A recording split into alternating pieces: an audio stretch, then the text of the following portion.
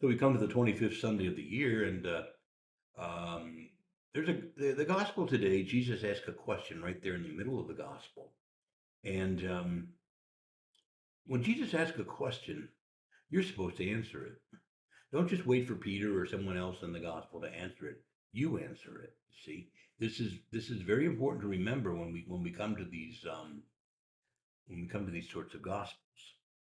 So let's lead up to the question and see why that question's important, and then how we honestly answer it. So it says here that Jesus is now coming. They'd been up north in the region of Tyre and Sidon. They'd come across from the other side of Galilee, and they went into the region of the Decapolis, and they came back around and came down through Caesarea Philippi, and today they're heading back into Capernaum.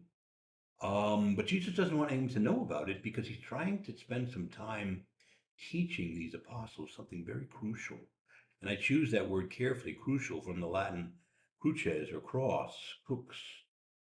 This idea of it's at the crossroad, the center. This, he's teaching them about his passion, death, and resurrection.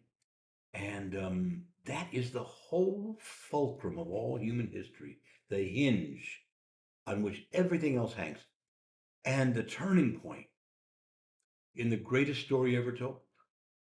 And yet, these apostles are just struggling to get it. And so Jesus is trying to keep away from the crowd and stay focused with them, giving them this teaching. And they don't really want to hear it. It says here, here's the gist of the teaching. It's quoted here.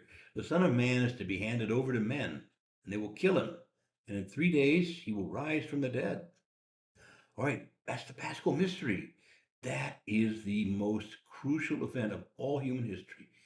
Absolutely everything rises and falls on that one moment. It is the whole center point of all human history. And these apostles are out to lunch. These first leaders of the church, it just says they didn't understand what he's talking about, and they were afraid to question him. Okay, remember what happened last week? Peter did say, "Hey, wait a minute! I don't get that. I don't want to hear all that kind of talking." Jesus says, "Get over here." He says, "Get behind me, Satan." And he has to really rebuke him. And I'm sure the other guys are like, "Whoa." And now he's talking like that again, and they don't get all this stuff. Is he talking about that again? Yeah, he's talking about that again. Well, don't ask. No, don't ask him. Don't ask him. See, and these first leaders of the church, this is how they are. Well, things have not changed all that much, my friends. Too often we who would lead the church are all focused on silly stuff that doesn't matter, and we're not focused on the whole center of everything that is, namely the paschal mystery. And it's not just church leaders; it's all of us, but it starts with us. Okay. And this is due to human weakness, but that doesn't mean it's an excuse. It's sort of an explanation, but it's not an excuse. So again, they're resisting all this, and um, we should see this as sort of a human problem. You see, we don't want to look at the thing we most need to be looking at, so we do everything else to avoid it. And so we see the next, as the story progresses, we come to the next stage, which is what I would call the inept response. The inept response is probably the most common theme in the four gospels. That Jesus gives a teaching A, and immediately within several verses, they are doing not A. They absolutely are clueless. They don't get it, and they're actually doing the opposite of it. So we'll see here. We're going to find out that after all this teaching about offering his life for the salvation of souls and suffering and dying in order to rise again, they're all like, and then they get into a debate as they go down there about who's the greatest. And we'll look at that more in a moment. But wow, talk about not A, talk about not the Paschal mystery, not even just some other topic, but the opposite of the Paschal mystery. Jesus is talking about the suffering of the cross, and they're talking about the human glories. There's nothing more ignominious than going on a cross, and they're all talking about human glories. And it is so embarrassing and foolish, but that's how we are. we talk like that too. We're all worked up about stuff and who's on top and who's the richest and who's in power and who isn't, and that's how we are. So we can get mad at them, but I think we need to see that a mirror is being held up. Now let's move on though quickly because I will come back to some of these themes. But at the end of the day, it says here that so Jesus asked the focal question at this moment. He says, "Hey, what were you all arguing about as we made the journey?" He was apparently a little bit of a distance ahead or behind them, and they're going blah blah blah blah blah, and having an animated discussion. So Jesus says, "What were you arguing about on the way?" Now, the translation here, "arguing," is interesting. It's a good translation, but it's interesting. It's not a flattering word at all in Greek. There's two words in Greek for what we might call dialogue, and they sound similar to the word dialogue, which is basically a Greek-rooted word that we have in English. Dialogue means more than discussion, even in Greek, but for now we'll just leave it at that. It's not this vapid vein, let's just talk forever. But that's not what dialogue is, but it is an honest discussion. So the Greek word there is dialogomai, which just means dialogue or a discussion, a going back and forth over an issue. That's a dialogomai. But there's another word that sounds similar, but is a little different, and it is much more, shall we say, well, it's not flattering. And the Greek word there is dialogizomai, and that's what the Lord uses here. Basically, dialogizomai is a kind of discussion that you see or hear in bars when people have had a few drinks and they're animated and their voices are loud and raised and they're going on and on about some foolish, stupid thing. God knows what. It probably doesn't matter. And they're going on and on. Their arms are waving and they're just kind of being pardon the expression, they're BSing and they're piling on all kinds of crazy stuff. And this is dialogizomai. This is the word the Lord uses. It's a kind of a drunken, foolish, stupid barroom conversation. Wow, talk about right on target. Because what were they discussing? Well, I've already told you. You know. It says it right here in the text. They were discussing among themselves who was the greatest. Wow. I mean, look at this. The Lord is talking about going to the lowest place, on earth, even though we call it Mount Calvary, it's the lowest place on earth. There is just nothing more humiliating and horrifying than going onto a cross. It is physical torture to be sure, but it's the lowest place, the worst of criminals, the lowest of the low were crucified. Ooh, he must have really done something bad. Jesus is talking about that, and they're in a discussion within moments of who among them is the greatest. And here too, things have not changed, my friend. You know, forever debating among the clergy about, well, who should be bishop, or well, he could name Monsignor, this kind of stuff. At the end of the day, we're going to see what God considers great, but our minds are set on earthly things. We think in worldly categories. We are not thinking as God thinks. We are not, we're not, we don't, we don't have God's priority. We don't have any of these things the way we should if we're not careful. And this is how we are. And our banter are going back and forth. But let's take this question, because the Lord's asking this question of you. What were you arguing about on your way? Let's recast the question, maybe some other ways of putting it. What's important in your mind? What are you thinking about most of the time? What is it that most animates you and gets you interested? What do you talk about most of the time? What's going on? What's important to you? What's your focus on? Is the answer really all that edifying? I'm going to say probably not. I don't mean there aren't times when we're talking about important things. And it's always fun to have a little banter in life. The question isn't so much whether we have a little banter, but do we balance it with talking about what really does matter? Like, where am I going with my life? What's my life amounting to? How can I best get to heaven and bring as many people with me as I can? What does the Lord think? What's the Lord going to teach me today? What did I learn in the gospel that I read today? And on I could go. See, are those things on our mind, or is it, well, of course, we're in a political season. It might be that, or some sports related question, or who's the best singer, who has the most money, or who's the whatever. You know, See how we are. I mean, this is not.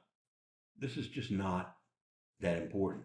Who won the Super Bowl in 1975? Let's just pull a year out. I don't know. You might be able to look it up. Maybe you do know, but most people don't. And think of the weeks that went up.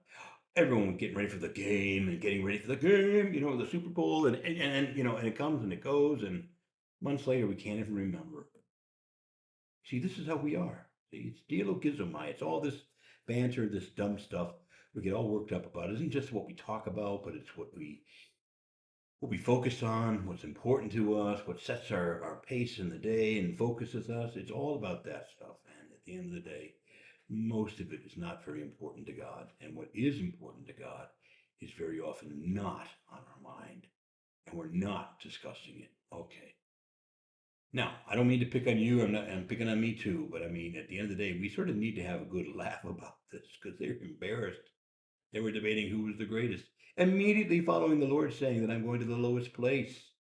So the Lord says, guys, huddle up. And he brings it back together and he says, now look, the greatest among you, if you want to be the greatest, you need to become the servant, even the slave of all. Later on in the next chapter, he'll teach them, the Son of Man has come not to be served, but to serve. You call me teacher and master and rabbi and Lord, and so I am. But I've come among you as one who serves. See? And we have to be rich in what matters to God, but we often aren't. Now, let me to maybe finish this. Let me try to give a little picture, if I can, a snapshot of what we're looking at. So let's just say you and I are invited to some big fancy gala. There's going to be a lot of really important people there. Ooh, really important people. People like movie stars and sports figures and political figures, news media types. They're all going to come. So we're all excited. We bring our cell phone cameras, and they're all charged up and pointing and going click, click, click. As all these dignitaries come up the red rug, their limos roll up and they come out, and here comes so and so, and we're all worked up. Our cameras are flying, flashing, and we go in and we see beyond the rope line. There's all those fancy, important people. They're up on the dais or at the front tables, and Okay, so now God comes to the same gala, comes with his cell phone camera. Where's his camera pointed? Is it pointed anything close to the direction we're pointing our cameras? Probably not. The God who's the greatest in that room, the big banquet room, and got all these fancy people up there. They're important people, and look, nothing against them. Somebody has to be famous, right? Somebody has to. But at the end of the day, where's God most impressed? What really most impresses God? Look at that. Ooh, that is great. He's probably not even looking at people who are sitting at the table like you and I. At any table, he's probably looking at the people who are waiting on the tables. Well, that's great. Look at that. Click, click. Taking pictures. Or he goes back into the kitchen, sees them preparing food. Ooh, look at that. Or into the dishwasher room where some poor guy's doing the dishes. Now that's great. See, to God, that's the greatest. Wow, look at that. Now look, my picture is a little simplistic. They're all being paid, but the point that I'm making to you is that we are not at all prone to take pictures of any of that. We're prone to, like I say, take pictures of all that other stuff. At the end of the day, the Lord asks us, what is on your mind? What's your focus? What's important to you? What are you talking about? What's your focus? Is it really something that matters to God or not? And even if there are times when we focus on lesser things, we all need a little relaxation, just some harmless fun. But do we get back to things that are important to God? See, it's one thing to have a little harmless fun. It's another thing to say that, but do I ever return to what really matters? Like, how am I going to get to heaven? I want to die loving God and my neighbors. So what am I thinking about doing, preparing to do those things, What would God's camera be pointed at us or somewhere else? And Jesus says what matters to him is that we serve, we take care of each other, that we. And look, I don't mean this is not about Marxist class struggle. There's the poor and there's the wait staff and all the rich are evil. That's Marxist. That's the Marxist dialectic. I'm not. No. This is not about that because many of those rich people may be up there and they may be famous because they take care of people. But the point is, you see what I'm saying, though? Don't miss the point, which is that it's not about whether you're here on that line, or the side of the line, or this, but whether you're serving. See? That's what matters to God. That's what's important to God. So, what are you talking about on you to make your journey? What are you doing? What's important? What's on your mind? What are you arguing about? See? And those are the things that God asks us to consider today. It's kind of open ended. I can't answer for you, and you can't answer for me. But I think all of us can sort of hang our heads in shame and realize that most of the time we are not focused on the things that matter most to God. We're just not.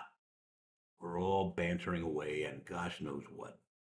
Question then is the gospel like this going to jar us a little bit and get us back to thinking, I need to reset some of my priorities and be more focused on what matters to God, because He's the one I want to please. He's the one I want to follow, and to do what He says. See, and He's teaching me that there's going to be a way of suffering, and when I suffer, I'm great too. Anyway, enough said. I'll leave it at that. Important question to ponder. It's open-ended, and it should be, but think and pray on it. What are you talking about? Etc. as you make your journey. Amen.